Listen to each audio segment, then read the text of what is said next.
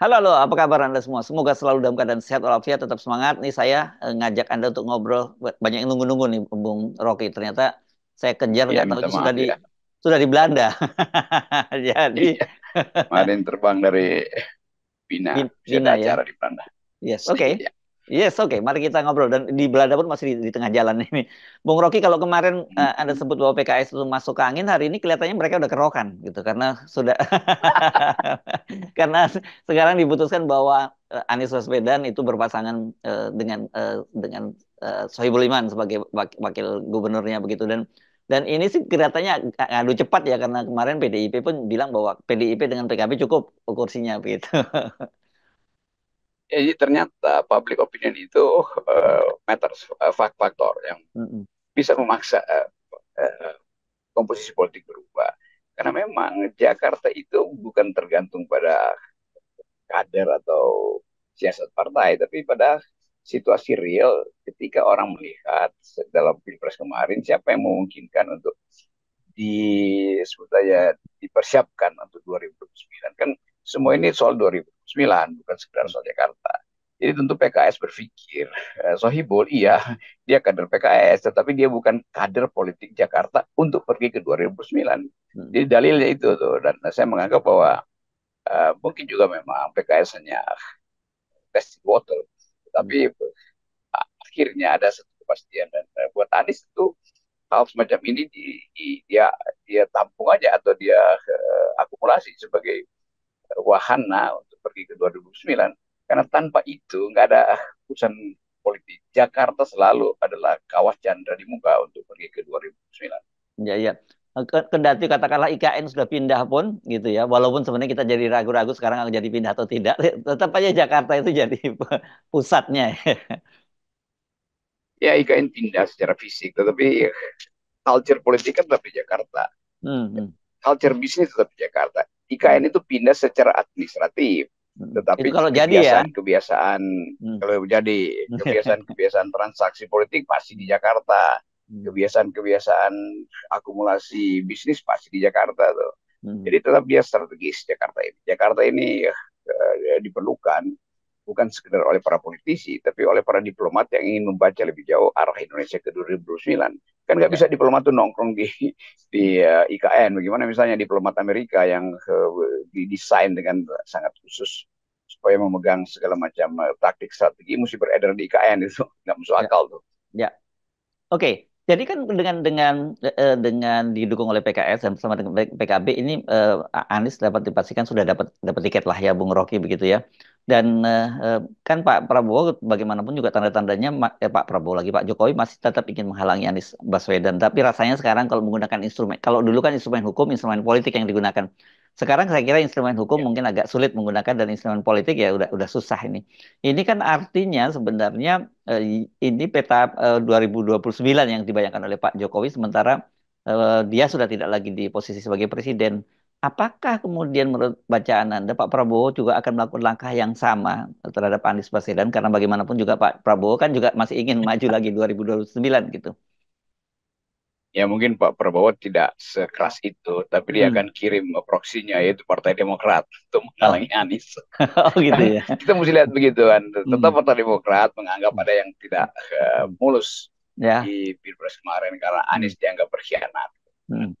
Bagi Partai Demokrat ini bukan sekedar soal berkhianat, tapi soal taruhan Hmm. partai itu untuk uh, mencoba dengan sekuat tenaga Hmm. menjadikan AHY sebagai faktor baru dalam Ah, ya, ya, ya, ya, dan ya. Hmm. ya itu saya kira intinya hanya di situ tuh. Hmm. Bagi Gerindra tentu menginginkan ada kader, tapi kan kader Gerindra belum terlihat hari ini. Yang terlihat ya Hmm. pasti kadernya Partai Demokrat yang Hmm. kebetulan memang ada di dalam koalisi Gerindra. Dan Hmm. mungkin juga satu waktu Pak Prabowo menganggap, oh ya ini kan Gerindra sama Demokrat sama-sama alumnus Tidar gitu kan. Hmm. Jadi Hmm. Hmm. kelihatannya Tidar efek yang akan Hmm. dipakai sebagai perekat, sebagai kimia. So, jadi kalau kimia itu dicampur antara Gerindra dan Demokrat ya namanya Tidar chemistry itu. Ya, ya. Oke, jadi sebenarnya Pak Jokowi harusnya tidak hanya menghitung Anies ya, Bung Rocky. Dia juga harus menghitung Ya, Agus lah. Ya, kalau kalau toh tidak ada Anies, Agus juga pasti akan jadi, apalagi dia ada di kabinet, ya dia Bahkan di kabinet menteri itu bisa lebih menonjol daripada wapresnya. Kalau kalau presidennya tidak memberikan peran kan wapresnya duduk manis saja gitu. Sementara menteri secara teknis dia terus berhubungan dengan masyarakat dan juga menjadi sorotan media katanya. Kelihatannya DKI ini udah jadi faktor yang bikin Pak Jokowi murung. Hmm, Sebetulnya murung ya, bukan hmm, sedih. Karena tentu Kaisang habis karirnya kan. Kan hmm, dipasangkan dengan siapapun di Jakarta, Kaisang pasti KO lah. Sama hmm, Anies ya pasti susah hmm, untuk menangin hmm, itu. Pasangin dengan Ridwan Kamil juga begitu tuh. Jadi hmm, tetap Jakarta itu tetap ada figur Anies yang kuat. Backup kulturalnya ada pada PKS. Kan PKS itu hmm, semacam air yang mengalir terus-menerus di Jakarta kan nggak pernah turun loh suara PKS di Jakarta. Di hmm, kelihatannya justru kombinasi itu antara Anies dan Sohibul misalnya hmm, itu yang memungkinkan panen panen raya PKS di Jakarta kan. Kan hmm. Anies tambah Sohibul, Sohibul kan yang Ya, ditaruh ya di situ. Sohibul yang bisa ya. Jadi Hmm. jadi Anies tambah Sohibul lebih besar dari perjumlahan dua mereka itu. Ah, hmm, Prinsipnya adalah the whole is greater than the sum of its parts. hmm, Jadi hmm, penambahan dua orang ini justru melampaui jumlah konstituen yang mereka miliki itu. Jadi hmm, hmm, efeknya lebih besar penjumlahan antara PKS dan Sohibul sebut aja dengan hmm, Anies dibandingkan penjumlahan Ridwan Kamil dengan Kaisang misalnya kan. hmm, Kan hmm, Ridwan Kamil Kaisang ya Golkar plus PSI aja yang cuma hmm, 2,8%. hmm. Dia nggak akan nambah efek apa-apa tuh. Jadi algoritmanya kira-kira begitu. Ya. Oke, tapi kelihatannya memang ini sangat menarik ya fenomena PKS ini. Kalau toh kemarin kita menduga-duga apa nih maunya begitu, tapi kemudian ternyata dia balik lagi itu, ya ini menunjukkan betapa sekarang ini faktor dari para pemilih itu sangat menentukan di Jakarta ya. Karena ini saya kira Jakarta karakteristiknya beda dengan daerah-daerah gitu yang bansos bisa menentukan begitu. Kalau di Jakarta saya kira relatif kecil ya peran bansos gitu.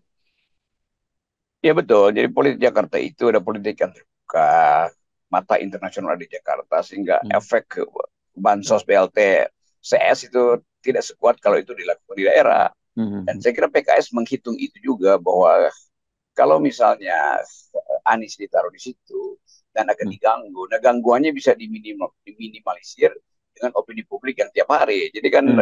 setiap penduduk Jakarta akan watch kecurangan itu.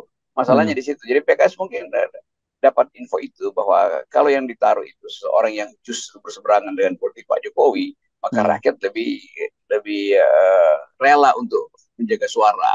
Hmm. Kalau dia sekedar tokoh yang populer tapi tidak punya posisi oposisi pada kekuasaan itu rakyat Jakarta menganggap ya udahlah suka-suka lu deh. Hmm. Kira-kira itu poinnya. Jadi Ya, semakin beroposisi, semakin kuat legitimasi di Jakarta. ya, Saya hanya gambarkan sosiologi politiknya, bukan saya ya, berpihak. ya, ya, ya, ya.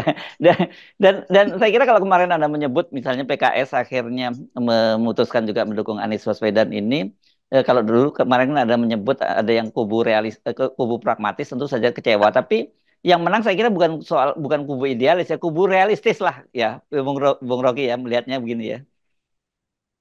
Ya kubu realis di PKS akhirnya bersuara tuh.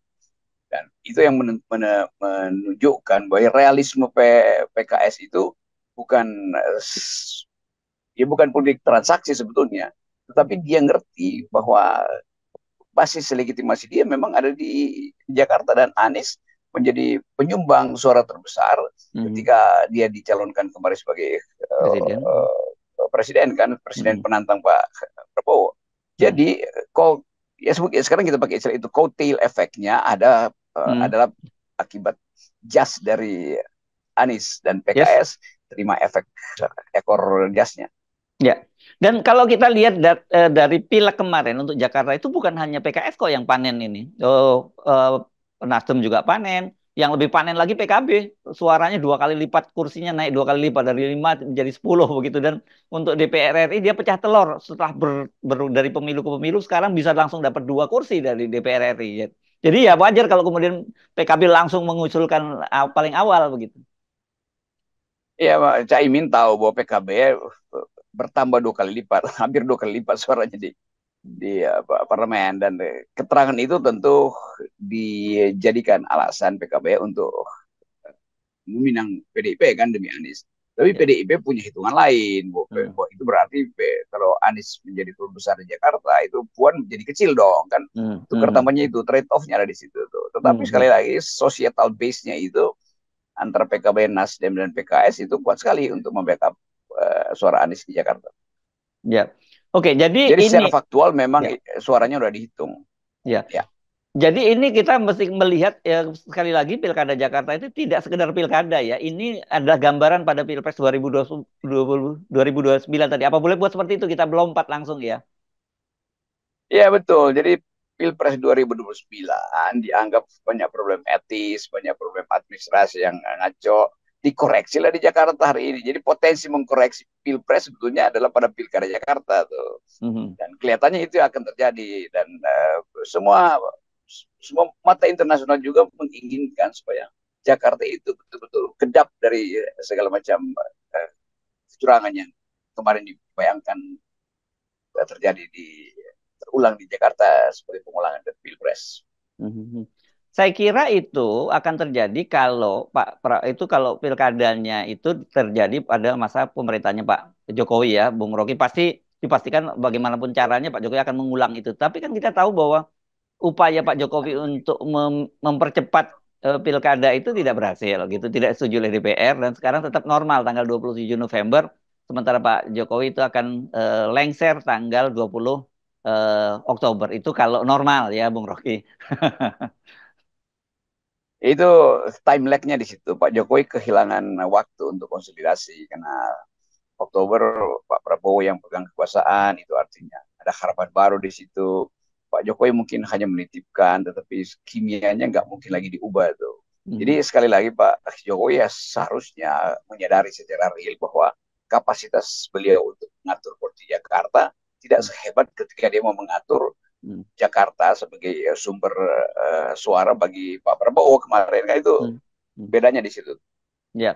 Dan ini kan ini menarik saya kira ya karena Pak Prabowo pasti juga ingin lah tentu saja kader atau partai-partai kader dari partai-partai politik yang ada berada dalam koalisinya yang akan menang di Jakarta. Tetapi saya kira mungkin energinya Pak Prabowo nanti ketika awal pemerintahan itu dia sudah disibukkan dengan persoalan anggaran yang cupet itu yang cekak itu dan dia harus deal dengan itu gitu. Ya walaupun Ibu Sri Mulyani udah jaminkan bahwa anggaran makan siang itu udah Hmm, disediakan, hmm, tetapi tetap ada hal yang akan jadi lain begitu hmm, Prabowo memimpin pertama kali sidang kabinet. Karena hmm, setelah dibuka baru ketahuan nih jumlah anggaran itu juga mungkin harus diambil dari beberapa hmm, tempat. hmm, Itu artinya ada upaya untuk mengefisienkan lagi anggaran makan siang itu kan. Nah, walaupun Sri Mulyani menjamin itu, tetapi bagi Prabowo bukan sekedar jaminan terhadap uh, anggaran makan siang yang memang dijanjikan ketika kampanye, tapi juga proyeksi kebutuhan tahun pertama, kan itu intinya. Jadi ya. kalau proyeksinya jadi sangat besar, berapa pernah dihitung 800 triliun diperlukan untuk tahun pertama itu untuk mengatasi defisit segala macam itu, dan itu pasti lewat utang. Nah soal Hmm, utang ini yang juga akan jadi problem baru. Jadi kalau makan siang iya dapat dari APBN, tapi utangnya tidak dikelola secara berhati-hati. Nah makan siang juga bisa batal tahun pertama doang makan siangnya. Karena hmm. tetap soal utang ini kan Pak Prabowo mau naikkan batas utang kita tuh.